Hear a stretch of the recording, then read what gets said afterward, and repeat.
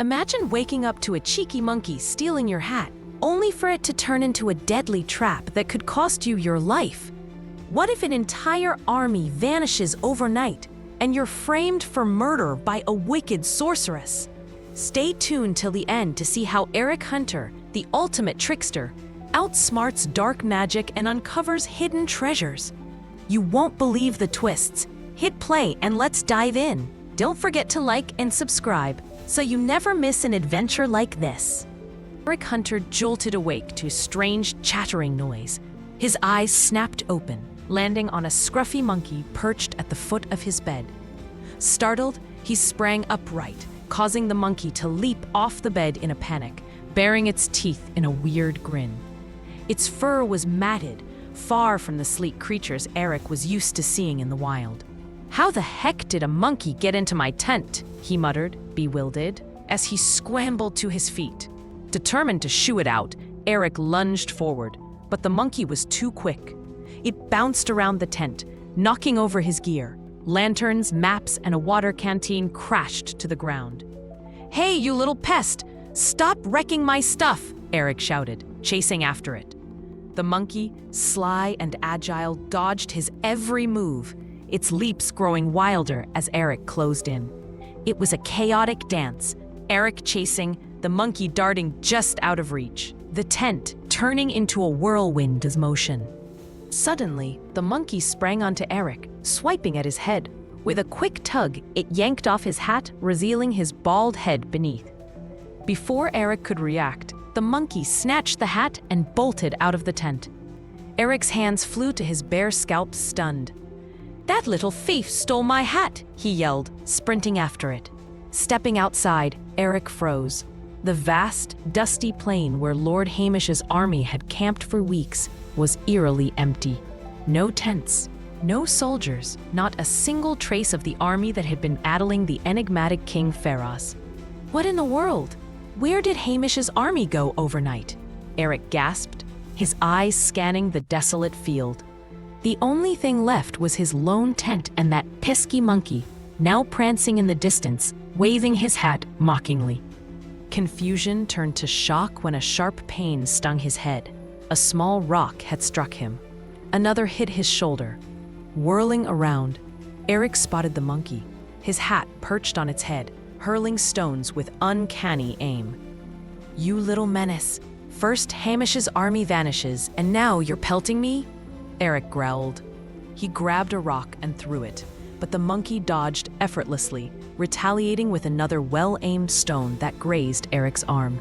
Furious, Eric picked up a few more rocks, chasing the monkey across the field. "You think you can mock me?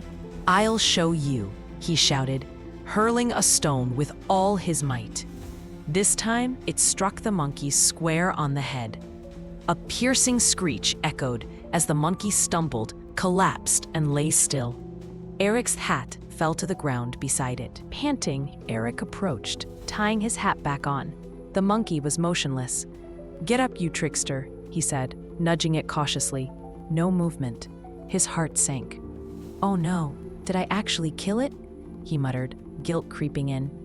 Before he could process, a blood-curdling scream pierced the air. "Murderer, you killed my son!" Eric's head whipped up. The empty plain was suddenly filled with people. Hamish's army had reappeared as if by magic. A haggard old woman with wild white hair stood before him, shrieking. The crowd surged closer, their eyes locked on the ground. Where the monkey had lain was now the body of a young boy, blood pooling around his shattered head. Eric staggered back, his mind reeling.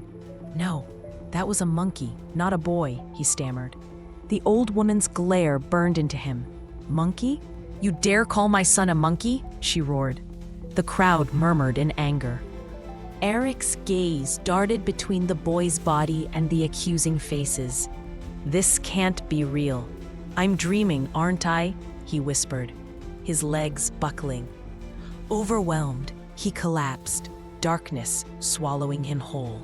As Eric Hunter stirred from his faint, his head throbbed, and his face was damp from water splashed by Lord Hamish's ards. He found himself in the grand tent of Lord Hamish, the leader of the army, who sat on a raised seat staring at him with piercing eyes. A sobbing old woman and a few soldiers stood nearby, their faces grim. The woman's cries had turned her eyes red, her weathered face contorted with grief. Eric scrambled to his feet, his heart racing. "Lord Hamish, I swear on my life, I didn't kill her son," he pleaded. "I hit a monkey with a stone, a scruffy hat-stealing monkey that was mocking me.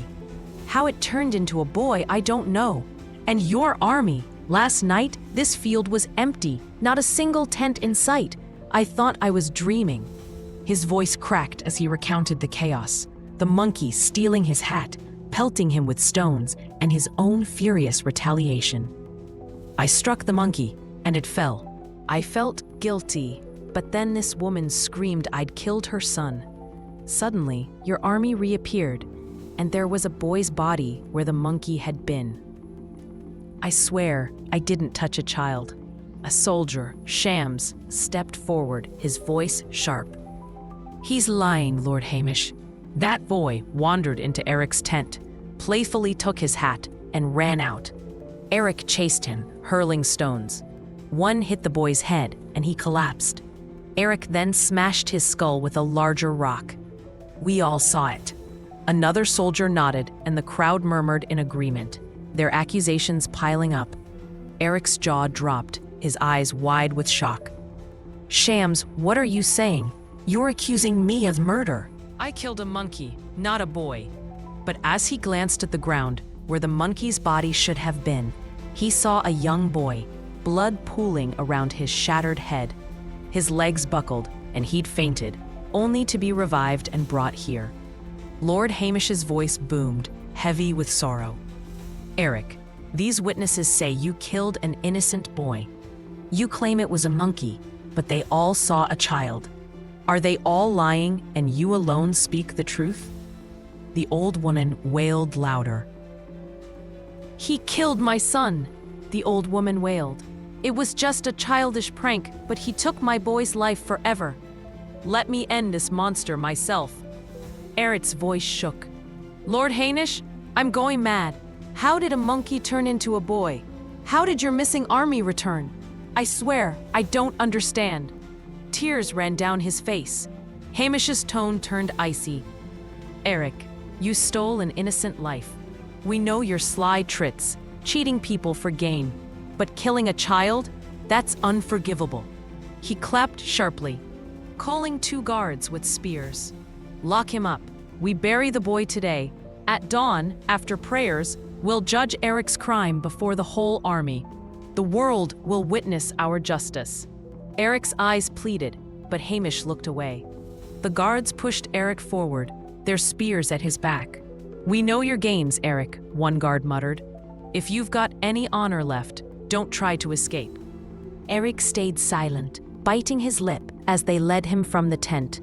The old woman followed, sobbing, as the others left with heavy hearts. Alone, Hamish sighed, his voice heavy with grief. "Eric, my friend, how could you? Losing you will break my heart. You didn't just kill her son. You've wounded us all. Punishing you will tear me apart." 2 tears rolled down his face, disappearing into his radiant beard. The next dawn, after morning prayers, Lord Hamish convened court in a vast field.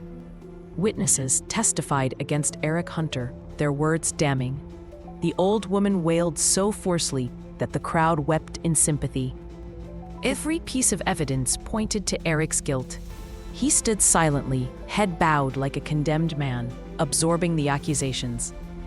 Believing the oaths of the witnesses and the woman, Hamish, with a heavy heart, sentenced Eric to death.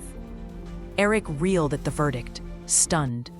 The woman's cries turned to glee, her eyes sparkling with triumph, something that puzzled Eric deeply.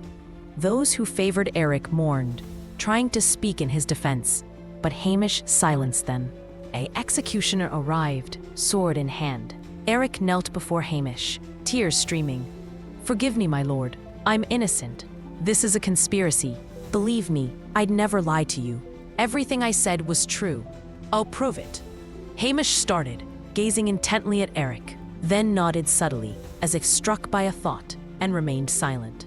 Chained, Eric was pulled back by guards. He bowed his neck before the executioner.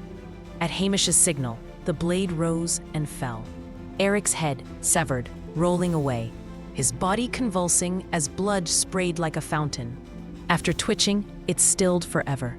The old woman cackled wildly. Success! I've outwitted Eric Hunter and had him killed by his own lord. I am Shara the Sorceress, master of illusions from the mystic realm. She vanished in a swirl of red smoke. The witnesses burst into flames, turning to ash. Hamish and his army froze in horror, staring at Eric's body with profound sorrow. But then, a faint smile crossed Hamish's lips. "Thank you, princess," a voice said. "Eric's, alive and hidden nearby. You saved me just in time. I thought I was doomed for killing that monkey, but you revealed the truth."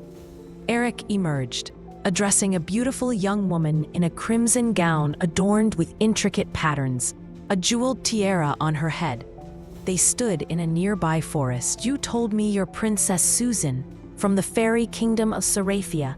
You knew I was innocent, that I killed a monkey, not a child, forced by its antics. You warned me the old woman was Shara the Sorceress, plotting to frame me and have Hamish execute me. So, I left a dummy in my place and escaped. When the dummy died, she revealed herself and vanished, her false witnesses burning away." Susan smiled. "I've saved you, Eric. My name is Susan Perry, Princess of Seraphia in the fairy realm. I love exploring the human world. One day, passing through a misty valley, thunder cracked and a hideous old hag appeared before me. Her hair was golden tinged, eyes blood red, and her fingers unnaturally long." Princess Susan continued her tale, her voice steady despite the chilling details. "When I saw that hag with her claw-like nails and ghastly appearance, I froze in fear. Before I could react, she waved her hands and a shimmering net ensnared me. I screamed, but she used her magic to rip off my wings, leaving me trapped and helpless. As I fell through the net, my guardian sprite, who always lingers invisibly by my side, appeared. He caught me and freed me from the trap, but without my wings, I couldn't return to Seraphia. My sprite couldn't take me back either." Eric listened intently, his eyes fixed on Susan as she stood in the forest, her crimson gown glowing faintly in the dim light. "My sprite told me about Shara the Sorceress, a former fairy who turned to dark magic. She once sought to overthrow my father, the king of Seraphia, to seize our realm. After failing repeatedly, my father banished her from the fairy realm forever. Enraged, Shara learned of my love for exploring the human world. She waited for me, and that day in the misty valley, she tracked me, planning to kill me to avenge her exile and gain free access to Seraphia." Susan's voice grew grim. "Shara built a hidden fortress in this world, plotting to conquer Seraphia. To do so, she needed the power of the Black Skull, a dark artifact held by your enemy, King Faraz of the mystic realm. Shara, cunning and powerful, approached Faraz, begging for the skull's magic. He agreed to lend it to her, but only if she eliminated you, Eric Hunter, his greatest foe. Shara vowed to trick Lord Hamish into ordering your death." Eric's brow furrowed. How did she plan to make Hamish turn against me? "She never revealed her full scheme," Susan replied. "But in her fortress, she used magic to study you.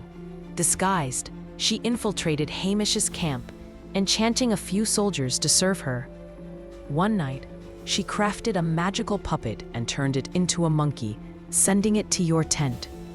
She knew removing your hat would briefly make you vulnerable to her spells. When the monkey stole it, you saw an empty field, her illusion. The camp and army were still there. She transformed the puppet into a boy's form, but her spell made you see a monkey. When it pelted you with stones, you fought back. Unaware, her magic guided your throw to kill the puppet, which appeared as a boy to others." Eric's jaw tightened. So, when I put my hat back on, her spell broke and the army reappeared. She played the grieving mother, framing me. Exactly, Susan said. Her cries convinced everyone you'd killed a child. But I saw through her.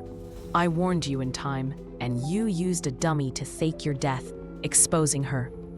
Eric nodded, a spark in his eyes. I owe you, Susan. But questions remain. Why target me so fiercely? What's her next move? Susan's gaze hardened. That we must uncover. Her fortress holds the answers. Susan paused, her eyes intense. Shara's spell lingered, even after you reclaimed your hat, Eric. It overwhelmed you, knocking you unconscious.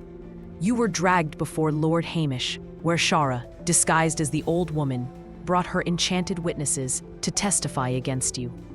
While you languished in the dungeon, weeping, I tracked her with my guardian sprite, Jato. He revealed that you, with your cunning, could help me defeat her. So I came to you and explained her plot. Eric, listening intently, started. How did you know all this? Susan smiled faintly. Jato, my sprite, is a master of secrets. He knows everything.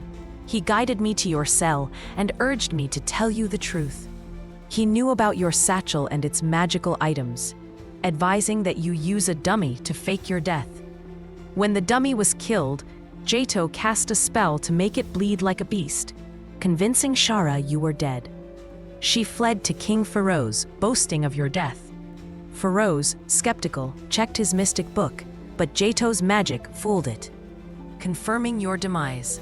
Overjoyed, Feroz gave Shara the Black Skull's power. Now, she's in her hidden fortress, preparing for 7 days to invade Seraphia. Eric nodded thoughtfully. So, Jato wanted us to steal the Black Skull. Why? Jato says it's the only way to kill Shara, Susan replied. While she binds the skull's power, her magic is weakened. If we take it before she completes the ritual, she's vulnerable. Eric grinned. Did you tell Hamish the truth? Yes, Susan said, smiling. I explained everything. He believed me and felt ashamed for doubting you. He's on your side now. Good, Eric said, relieved. Now trap me in your satchel. Jato will guide me to Shara's fortress. Release me once I'm inside, and I'll handle her. Eric nodded, raised his satchel, and with a whirl, Susan vanished inside. A moment later, a puff of smoke revealed Jato, a tiny sprite with snow-white hair and a tasseled cap. You're Jato? Eric asked, startled. Jato chuckled. Indeed, cunning one. Take this glass vial. Find the white stag in this forest, slay it, and fill the vial with its blood. He vanished, promising to return once Eric succeeded. Eric searched the forest all day, spotting many creatures but no white stag. Frustrated, he called for Jato, then checked his satchel's mystic scroll. It revealed the stag would appear only if he rubbed a green pearl from an upside-down bat on a red leaf tree onto his eyes. Eric groaned. Where's this tree? The scroll instructed, close his eyes, walk 70 steps without stopping, and he'd find it. Doubting but determined, Eric obeyed, counting steps. He opened his eyes to a blood-red tree, an upside-down bat hanging from a branch.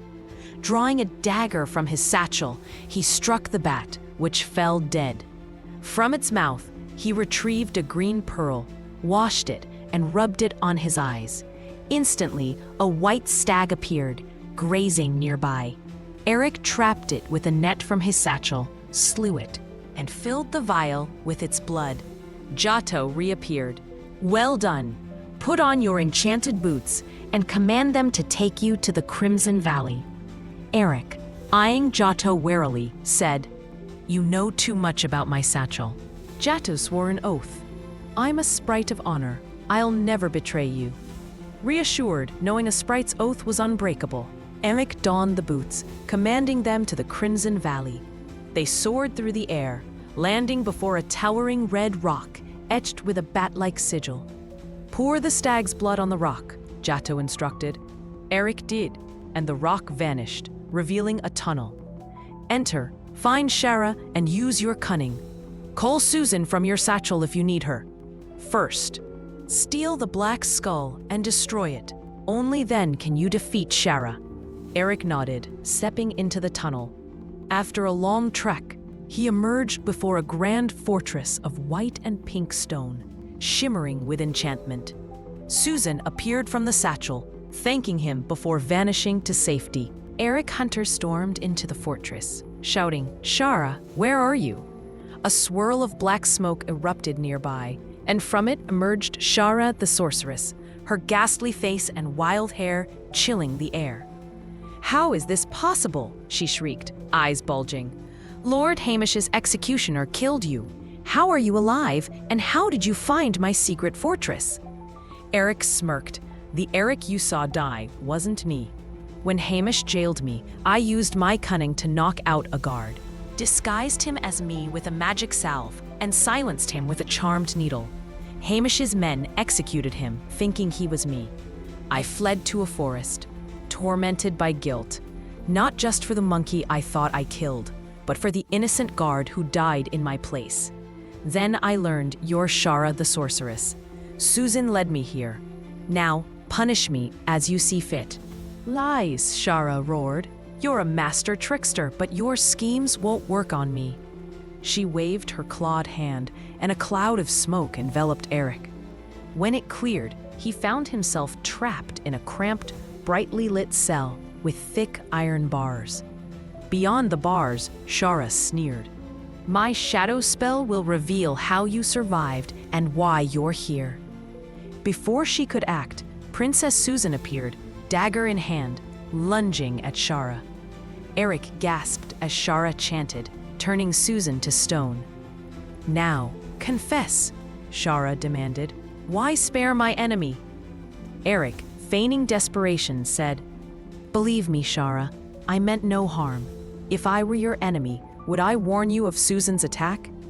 Either kill me for your son's death, or take my treasure as blood money." Shara's eyes gleamed. "Treasure? Faraz mentioned your riches. Where is it?" Greed clouded her judgment. She opened the cell, and Eric stepped closer. "It's in my satchel, but it's cursed. When I infiltrated King Faraz's realm, I dropped the black skull here, and its magic drained my treasure. If you retrieve it from Faraz's vault, I can restore my riches." Shara, suspicious but tempted, waved her hand, conjuring the black skull. "Here it is," she hissed. Eric shouted, "Susan, you're free!" Seizing the moment, he lunged like an eagle, snatching the skull and leaping back. "I'm Eric Hunter, master of cunning. You tried to frame me, but I've outwitted you and claimed your skull." He smashed it on the ground, stomping it to dust. Shara froze, her powers fading with the skull's destruction. Eric drew his dagger from his satchel, grabbed her hair, and pressed the blade to her throat. "Turn Susan back, or you're done." Shara, trembling, complied. Susan revived, gasping. "The skull's destruction freed me. My magic's gone." Eric glared. "You'll face Hamish for your crimes." He stuffed Shara into his satchel, then turned to Susan, who had regained her wings.